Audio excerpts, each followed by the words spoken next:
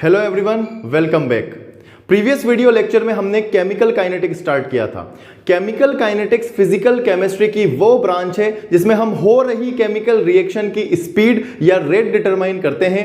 साथ के साथ किसी केमिकल रिएक्शन की रेट को क्या क्या फैक्टर्स अफेक्ट करते हैं उसे हम केमिकल काइनेटिक्स के अंदर पढ़ते हैं। प्रीवियस वीडियो लेक्चर में स्टूडेंट्स हमने ये भी पता किया था कि हम हर केमिकल रिएक्शन की रेट डिटरमाइन नहीं कर सकते। फॉर एग्जाम्पल, अगर कोई रिएक्शन बहुत फास्ट है और सेकंड के एक छोटे से हिस्से में कंप्लीट हो जाती है तो उसकी रेट डिटरमाइन नहीं की जा सकती। इसी तरह अगर कोई केमिकल रिएक्शन बहुत स्लो है और कई महीनों में या कई सालों में जाकर के कंप्लीट होती है तो उसकी रेट भी डिटरमाइन नहीं की जा सकती। सिर्फ ऐसी केमिकल रिएक्शंस जो एवरेज या मॉडरेट स्पीड से होती हैं या कुछ सेकंड, कुछ आवर्स या कुछ डेज में कंप्लीट हो जाती हैं, उन्हीं की रेट ऑफ रिएक्शन डिटरमाइन की जा सकती है। अगर हम रेट ऑफ रिएक्शन की बात करें तो किसी भी केमिकल रिएक्शन में पर यूनिट टाइम में change in concentration of reactant या change in concentration of product को ही हम रेट ऑफ रिएक्शन कहते हैं। यानी कि पर यूनिट टाइम में कितना रिएक्टेंट प्रोडक्ट में कन्वर्ट हो रहा है या रिएक्शन की पर यूनिट टाइम में स्पीड क्या है, उसको हम रेट ऑफ रिएक्शन बोलते हैं। अब आज के इस वीडियो लेक्चर में हम रेट ऑफ रिएक्शन की आगे की बातें जानेंगे और रेट ऑफ रिएक्शन कितने टाइप का होता है ये डिस्कस करेंगे। तो देखिए स्टूडेंट, रेट ऑफ रिएक्शन को हम दो तरह से डिटरमाइन कर सकते हैं, दो तरह से क्लासिफाई कर सकते हैं। पहला है average rate of reaction and second is instantaneous rate of reaction. तो चलिए डिस्कस करते हैं average rate of reaction and instantaneous rate of reaction. Average rate of reaction and second one is instantaneous rate of reaction। इन दोनों तरह की rate of reaction को समझने के लिए एक बार फिर से हम केमिकल रिएक्शन के पास चलते हैं। हमें मालूम है स्टूडेंट्स कि केमिकल रिएक्शन में रिएक्टेंट धीरे धीरे कन्वर्ट होता जाएगा प्रोडक्ट में। तो सपोज कीजिए कि ये एक केमिकल रिएक्शन का पाथ है जिसमें इनिशियली रिएक्टेंट से रिएक्शन स्टार्ट होती है और धीरे धीरे रिएक्टेंट कन्वर्ट होता जाता है प्रोडक्ट में और अल्टीमेटली कंटेनर में या रिएक्शन में सिर्फ प्रोडक्ट मिलता है हमें और रिएक्टेंट पूरा कंज्यूम हो जाता है। अब आपको मालूम है कि जब हम किसी केमिकल रिएक्शन की बात करते हैं तो इनिशियली केमिकल रिएक्शन में रिएक्टेंट की कॉन्सेंट्रेशन हाईएस्ट होती है क्योंकि प्रोडक्ट का फॉर्मेशन स्टार्ट नहीं हुआ होता है। तो मैं लिख सकता हूं कि इस पॉइंट पर मेरा जो रिएक्टेंट है वही 100% होगा और ऐसा सपोज कर लीजिए कि मेरे पास रिएक्टेंट 100 मोल है। इस टाइम पर, इस पर्टिकुलर पॉइंट पर जब रिएक्शन स्टार्ट होने जा रही है प्रोडक्ट जीरो होगा या प्रोडक्ट की कॉन्सेंट्रेशन बहुत कम होगी। लेकिन जैसे जैसे रिएक्शन इस पाथ के थ्रू प्रोसीड करेगी और जैसे जैसे रिएक्टेंट प्रोडक्ट में कन्वर्ट होता जाएगा रिएक्टेंट की कॉन्सेंट्रेशन कम होती जाएगी और प्रोडक्ट की कॉन्सेंट्रेशन बढ़ती जाएगी। और जैसे जैसे हम आगे बढ़ेंगे एक पॉइंट ऐसा आएगा जब प्रोडक्ट की कॉन्सेंट्रेशन हाईएस्ट हो जाएगी और रिएक्ट की कॉन्सेंट्रेशन काफी कम हो जाएगी या हम मान सकते हैं कि रिएक्टेंट की कॉन्सेंट्रेशन जीरो हो जाएगी। इसका मतलब क्या हुआ कि यहां से लेकर के और यहां तक आने पर पूरा का पूरा 100 मोल रिएक्टेंट किस में कन्वर्ट हो गया, प्रोडक्ट में कन्वर्ट हो गया। 100 मोल प्रोडक्ट हमें ऑब्टेन हुआ। अब ऐसा मान लीजिए स्टूडेंट्स कि मैं इस पूरी केमिकल रिएक्शन को 4 या 5 पार्ट में डिवाइड कर लेता हूं। ठीक है, सपोज कीजिए मैं इसको 5 पार्ट में डिवाइड कर लेता हूं या ये मान लीजिए कि ये केमिकल रिएक्शन कितने सेकंड्स में हुई है, ये केमिकल रिएक्शन 5 सेकंड में हुई है। तो ऐसा अगर हम माने तो मैं पहले सेकंड की बात करूं, T1 की बात करूं फर्स्ट सेकंड में, तो मैंने देखा कि फर्स्ट सेकंड में यहां से पहले सेकंड में टोटल 30 मोल रिएक्टेंट प्रोडक्ट में कन्वर्ट हुआ। तो इस एक सेकंड में, इस एक यूनिट टाइम में मेरे रिएक्शन की रेट क्या होगी, मेरी रेट ऑफ रिएक्शन होगी 30 मोल पर लीटर सेकंड। यानी एक सेकंड में 30 मोल रिएक्टेंट प्रोडक्ट में कन्वर्ट हुआ। इसके बाद अगर मैं T2 की बात करूं यानी कि नेक्स्ट सेकंड में क्या हुआ, तो मान लीजिए कि जो सेकंड था दूसरे सेकंड में सपोज कर लीजिए कि 25 मोल, कितना मोल, 25 मोल रिएक्टेंट प्रोडक्ट में कन्वर्ट हुआ। तो मैं लिखूंगा कि सेकंड पर रेट ऑफ रिएक्शन क्या थी, 25 मोल पर लीटर सेकंड, यानी दूसरे सेकंड में रिएक्शन की स्पीड थी 25 मोल पर लीटर सेकंड। 25 मोल रिएक्टेंट प्रोडक्ट में कन्वर्ट हुआ, बचे हुए रिएक्टेंट का 25 मोल कन्वर्ट हो गया प्रोडक्ट में।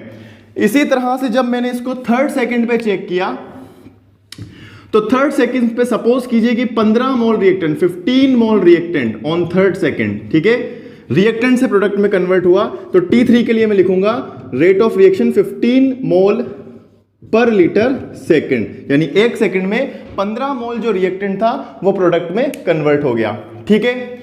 उसके बाद अगर मैं फोर्थ और फिफ्थ सेकंड की बात करूं तो मान लीजिए कि फोर्थ सेकंड में भी और फिफ्थ सेकंड में भी 15 मोल, कितना मोल, 15 मोल रिएक्टेंट प्रोडक्ट में कन्वर्ट हुआ।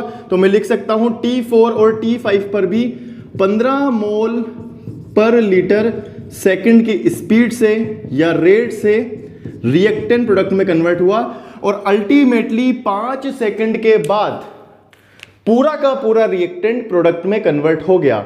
यानी कि मैं क्या बोलूंगा कि केमिकल रिएक्शन को कंप्लीट होने में 5 सेकंड लगे और हर सेकंड में, हर एक सेकंड पर रिएक्टेंट का कुछ अमाउंट प्रोडक्ट में कन्वर्ट हो गया। अब मेरा आपसे क्वेश्चन ये है, अगर मैं आपसे पूछूं कि इस रिएक्शन की स्पीड क्या थी, इस रिएक्शन की स्पीड क्या थी, किस रेट से रिएक्शन हुई, तो आप फर्स्ट सेकंड पे रिएक्शन की स्पीड को कंसीडर करेंगे। क्या आप बोलेंगे कि रिएक्शन 30 मोल पर लीटर सेकंड से हुई, या आप सेकंड जो सेकंड है उस पर जो रेट ऑफ रिएक्शन है उसको कंसीडर करेंगे, या थर्ड, फोर्थ और फिफ्थ को करेंगे। ऑब्वियस सी बात है, अगर मैं सिर्फ ऐसा कहूं कि रिएक्शन 30 मोल पर लीटर सेकंड के हिसाब से हुई तो ये गलत होगा, क्योंकि आगे चल के रिएक्शन 25 मोल पर सेकंड के हिसाब से भी हुई, 15 के हिसाब से भी हुई। तो एक्चुअल में मुझे केमिकल रिएक्शन कंप्लीट होने के बाद अगर रेट ऑफ रिएक्शन निकालनी है तो मुझे इन सब का एक एवरेज लेना पड़ेगा। मतलब रिएक्शन के कंप्लीट होने में, कंप्लीट रिएक्टेंट के प्रोडक्ट बनाने में जो टाइम लगा उसको मैं डिवाइड करूंगा और उससे एक एवरेज रेट ऑफ रिएक्शन निकालूंगा और इसी को हम क्या बोलेंगे, एवरेज रेट ऑफ रिएक्शन बोलेंगे। तो आर एवरेज क्या होगा मेरा, आर एवरेज होगा change in concentration of reactant, या आप प्रोडक्ट भी ले सकते हैं, अपॉन टोटल टाइम या change in time. Total time में जानता हूं मुझे 5 सेकंड लगे, तो एक एवरेज स्पीड आ जाएगी। 100 मोल कॉन्सेंट्रेशन चेंज हुई, 100 मोल रिएक्टेंट प्रोडक्ट में कन्वर्ट हुआ और इस पूरे कन्वर्जन में 5 सेकंड लगे, तो मेरी एवरेज रेट निकल के आई 50 मोल पर लीटर सेकंड। यानी मैं बोल सकता हूं कि ये रिएक्शन एवरेजली 20 मोल पर लीटर सेकंड की स्पीड से हुई, यानी एवरेजली हर सेकंड 20 मोल रिएक्टेंट प्रोडक्ट में कन्वर्ट हुआ और इसीलिए पूरी रिएक्शन होने में 5 सेकंड लगे, क्योंकि 100 मोल के कन्वर्जन में 5 सेकंड लगे, ठीक है। इसका मतलब क्या हुआ, जब हम एवरेज रेट ऑफ रिएक्शन की बात करते हैं, जब हम एवरेज रेट ऑफ रिएक्शन की बात करते हैं तो हम टोटल चेंज इन कॉन्सेंट्रेशन देखते हैं और उस टोटल चेंज इन कॉन्सेंट्रेशन में जितना टाइम लगा उस टोटल टाइम से डिवाइड करके आर एवरेज या average rate of reaction determine कर लेते हैं। अब यहां पर एक छोटी सी बात मैं आपको बताना चाहूंगा कि अगर आप आर एवरेज देखें, आर एवरेज कितना है 20 मोल पर लीटर, तो एक्चुअल में तो किसी भी सेकंड पर, ना फर्स्ट सेकंड पर, ना सेकंड पर, ना थर्ड, फोर्थ, फिफ्थ, किसी भी सेकंड पर रेट ऑफ रिएक्शन 20 मोल पर लीटर सेकंड नहीं थी। इसका मतलब क्या हुआ कि एवरेज रेट ऑफ रिएक्शन जो हम निकालते हैं वो रेट ऑफ रिएक्शन का एवरेज होता है, लेकिन वो एक्चुअल में रिएक्शन किस रेट से चला उसके बारे में हमें आइडिया नहीं देता। ये टोटल रिएक्शन को की एवरेज स्पीड को डिटरमाइन करता है। अब सेकंड सवाल मेरा यहां पर यह है कि फिर इंस्टेंटेनियस रेट ऑफ रिएक्शन किसको कहेंगे, what is instantaneous rate of reaction. तो ध्यान दीजिए, अगर मैं आपसे पूछूं कि इस पूरी केमिकल रिएक्शन में सेकंड पर, दूसरे सेकंड पर रिएक्शन की स्पीड क्या थी, रेट क्या थी, तो आप बोलोगे कि सेकंड पर रिएक्शन की स्पीड थी 25 मोल पर लीटर सेकंड।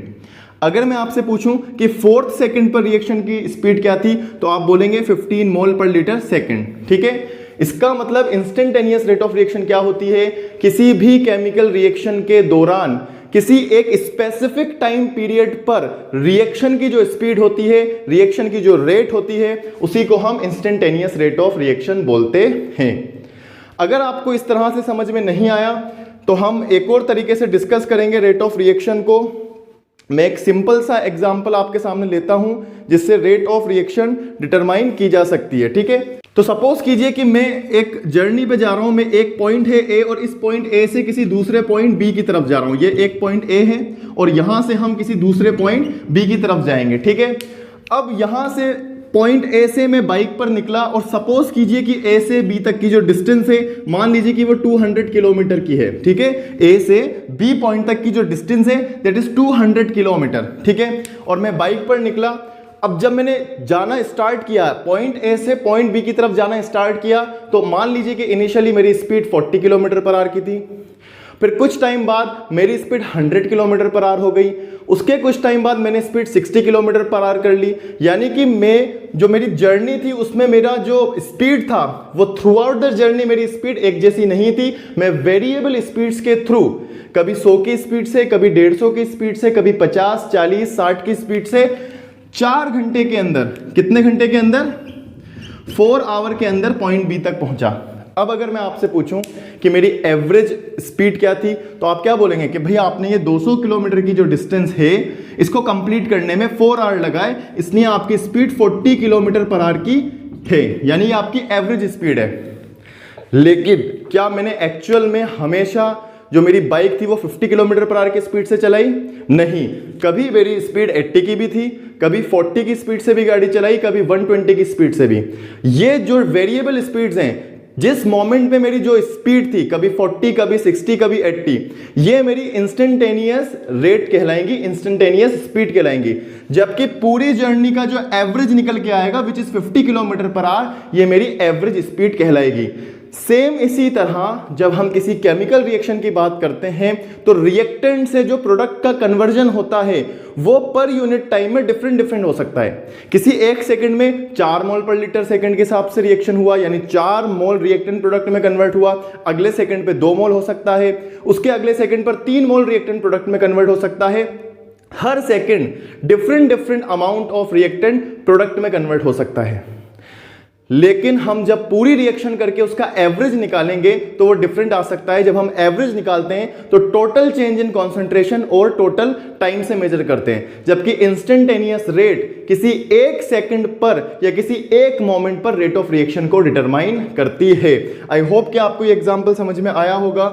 अगर इसके थ्रू आप नहीं समझते हैं तो एक लास्ट एग्जांपल मैं आपको बताने जा रहा हूं जो कि सबसे इजी एग्जांपल भी है।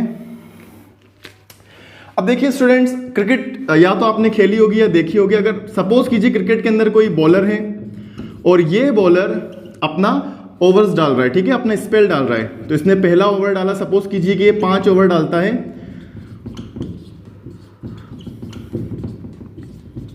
इस तरह से, ठीक है। सपोज कीजिए कि इसने पहले ओवर में जो रन्स दिए ये दिए 6 रन्स, ठीक है। पहले ओवर में इसने 6 रन कंज्यूम किए। उसके बाद सेकंड ओवर में सपोज कीजिए 4 रन कंज्यूम किए, ठीक है। थर्ड ओवर में इन्होंने सपोज कर लीजिए कि 7 रन कंज्यूम किए। फोर्थ ओवर में भी 4 रन कंज्यूम किए और फिफ्थ ओवर में भी 4 रन कंज्यूम किए। इस तरह इस बॉलर ने 5 ओवर डाले और टोटल 5 ओवर में जो रन्स इन्होंने टोटल कंज्यूम किए ये थे 25, ठीक है। अब अगर आप इनका एवरेज निकालें कि इन्होंने पर ओवर कितने रन दिए, तो एक्चुअल में एवरेज क्या निकलेगा, टोटल रन्स दिए 25 और टोटल ओवर थे 5, तो रेट निकलेगी 5 रन पर ओवर। यानी मैं बोल सकता हूं कि बॉलर ने हर ओवर में 5 रन दिए, ये इनका एवरेज था रन देने का।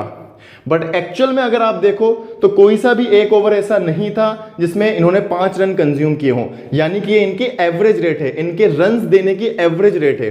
और अगर मैं किसी एक ओवर पे हाथ रखूं, सपोज करूं मैं सेकंड ओवर में कितने रन दिए, तो तब कितने रन दिए, 4 रन कंज्यूम किए। अगर मैं बोलूं कि फिफ्थ ओवर में कितने रन कंज्यूम किए, तो 4 रन कंज्यूम किए। ये स्पेसिफिक ओवर की बात जब मैं करता हूं, इस टाइम में इंस्टेंटेनियस रेट की बात कर रहा होता हूं। तो उम्मीद करता हूं कि इन सभी एग्जाम्पल से आपको एवरेज रेट ऑफ रिएक्शन और इंस्टेंटेनियस रेट ऑफ रिएक्शन में डिफरेंस समझ में आ गया होगा। अब हम एवरेज रेट ऑफ रिएक्शन और इंस्टेंटेनियस रेट ऑफ रिएक्शन के ग्राफ के बारे में डिस्कशन करेंगे। देखिए, मोटे तौर पे मुझे ये बात पता चल गई है कि जब हम रेट ऑफ रिएक्शन की बात करते हैं, जब रेट ऑफ रिएक्शन की बात की जाती है तो हम रिएक्टेंट की कॉन्सेंट्रेशन को टाइम के साथ मेजर करते हैं। रिएक्टेंट की कॉन्सेंट्रेशन या प्रोडक्ट की कॉन्सेंट्रेशन टाइम के साथ किस हिसाब से चेंज हो रही है उसको हम रेट बोलते हैं। तो एक काम करते हैं, हम रिएक्टेंट और प्रोडक्ट की कॉन्सेंट्रेशन का टाइम के साथ ग्राफ बना के देखते हैं और देखते हैं कि हमें क्या ग्राफ मिलता है। ठीक है, तो सपोज कीजिए मेरा एक्स एक्सिस है और इस पे मैं टाइम डिटरमाइन करता हूं, यानी एक्स एक्सिस पे आगे जाने पर टाइम बढ़ेगा, इधर जाने पे टाइम बढ़ेगा, और ये जो वाई एक्सिस है इस पे मैं कॉन्सेंट्रेशन ऑफ रिएक्टेंट ले लेता हूं, यानी ऊपर जाने पर क्या बढ़ेगा, रिएक्टेंट बढ़ेगा। ठीक है, अब आपको मालूम है जब कोई केमिकल रिएक्शन प्रोसीड करती है तो इनिशियली जब रिएक्शन स्टार्ट होती है T0 पर रिएक्शन के अंदर क्या होता है, रिएक्टेंट होता है और प्रोडक्ट का फॉर्मेशन नहीं होता, यानी जब रिएक्शन स्टार्ट होगी तब रिएक्टेंट की कॉन्सेंट्रेशन हाईएस्ट होगी, यानी कि ये ग्राफ ऊपर से कहीं यहां से स्टार्ट होगा। ठीक है, लेकिन जैसे ही रिएक्शन प्रोसीड करेगी, आगे बढ़ेगी, टाइम के साथ साथ रिएक्टेंट की कॉन्सेंट्रेशन कम होती जाएगी और प्रोडक्ट की कॉन्सेंट्रेशन बढ़ती जाएगी। तो क्योंकि ये ग्राफ रिएक्टेंट की कॉन्सेंट्रेशन और टाइम के बीच में है, तो टाइम के साथ साथ रिएक्टेंट की कॉन्सेंट्रेशन डिक्रीज होगी, इसीलिए मुझे एक ऐसा ग्राफ मिलेगा जिसमें रिएक्टेंट की कॉन्सेंट्रेशन क्या हो रही है, टाइम के साथ डिक्रीज हो रही है। ठीक है, इस ग्राफ से हम अगर एवरेज रेट निकालना चाहें तो एवरेज रेट क्या है, एक लंबे टाइम इंटरवल में रिएक्शन की एवरेज रेट क्या थी उसे डिटरमाइन करती है। तो हम एक काम करते हैं, इसके लिए 2 पॉइंट्स लेते हैं। सपोज कीजिए मैं इस पॉइंट से, ये पॉइंट को मैं पॉइंट ए मान लेता हूं और इस सेकंड पॉइंट के बीच की रेट ऑफ रिएक्शन निकालना चाहता हूं, एवरेज रेट ऑफ रिएक्शन निकालना चाहता हूं। तो मैं इस पॉइंट को इनिशियल मानूंगा और इस पॉइंट को क्या मानूंगा, फाइनल मानूंगा, और इस पॉइंट के ऊपर मैं रिएक्टेंट की कॉन्सेंट्रेशन मेजर करूंगा जो कुछ ऐसी होगी, क्योंकि रिएक्टेंट मुझे यहां मेजर करना है। सपोज कीजिए ये क्या है, दैट इज R1, और अगर मैं इस पर्टिकुलर पॉइंट पर टाइम देखूंगा तो इस टाइम था T1। रिएक्शन प्रोसीड की, कुछ टाइम के बाद आफ्टर T टाइम, इस टाइम के ऊपर हम T2 टाइम पे आ गए, और क्योंकि रिएक्शन की कॉन्सेंट्रेशन डिक्रीज हुई इसलिए अब मुझे जो कॉन्सेंट्रेशन मिलेगी वो ऐसी मिलेगी, दैट विल बी R2। यानी टाइम के साथ रिएक्टेंट की कॉन्सेंट्रेशन में इतना चेंज आया, पहले रिएक्शन की कॉन्सेंट्रेशन इतनी थी और टाइम के साथ कॉन्सेंट्रेशन कम होती गई और अब कॉन्सेंट्रेशन इतनी है, और R1 से R2 का जो डिफरेंस है इसको मैं डेल्टा R बोलूंगा, यानी कि चेंज इन कॉन्सेंट्रेशन बोलूंगा। ठीक है, जबकि T1 टाइम से T2 टाइम तक जो चेंज आएगा उसको हम डेल्टा T बोलेंगे। अब अगर मैं एवरेज रेट ऑफ रिएक्शन निकालना चाहता हूं तो R एवरेज क्या होती है, what is R average, change in concentration of reactant upon change in time. ठीक है, और चेंज इन कॉन्सेंट्रेशन कैसे डिटरमाइन करेंगे, R2 minus R1 upon T2 minus T1, इसको मैं लिख सकता हूं डेल्टा R, मतलब total change upon total time. ठीक है, इस पर्टिकुलर फॉर्मूले से मैं एवरेज रेट ऑफ रिएक्शन निकाल सकता हूं। अब यहां पर एक छोटी सी बात हम डिस्कस करेंगे, बहुत ही इंपॉर्टेंट बात है। देखिए R2 क्या है, R2 इसकी फाइनल कॉन्सेंट्रेशन है। ठीक है, R2 क्या है, इसकी फाइनल कॉन्सेंट्रेशन है, जबकि R1 इनिशियल कॉन्सेंट्रेशन है।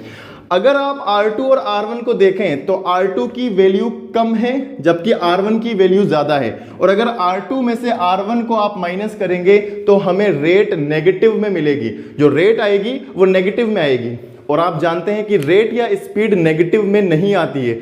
इसलिए हम क्या करेंगे, इस एवरेज रेट ऑफ रिएक्शन के आगे एक नेगेटिव साइन पुट करेंगे। मैं आपको प्रूफ करके बताता हूं। सपोज कीजिए पॉइंट ए पर रिएक्टेंट की कॉन्सेंट्रेशन थी 40 मोल पर लीटर। ठीक है, और इस पॉइंट तक आते आते कॉन्सेंट्रेशन रह गई 20 मोल। तो जब मैं R2 माइनस R1 करूंगा तो मेरे पास जो आंसर आएगा वो आएगा -20, और माइनस के अंदर रेट कभी भी नहीं आती है। तो इस माइनस की रेट को पॉजिटिव लाने के लिए जब हम रेट ऑफ रिएक्शन को रिएक्टेंट के टर्म्स में समझते हैं तो इसके आगे हमेशा एक नेगेटिव साइन पुट किया जाता है।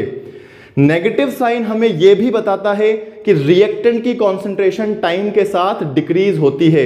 ये नेगेटिव साइन क्या इंडिकेट करता है, ये नेगेटिव साइन इंडिकेट करता है कि जैसे जैसे रिएक्शन प्रोसीड कर रही है रिएक्टेंट की कॉन्सेंट्रेशन क्या होती जा रही है, कम होती जा रही है।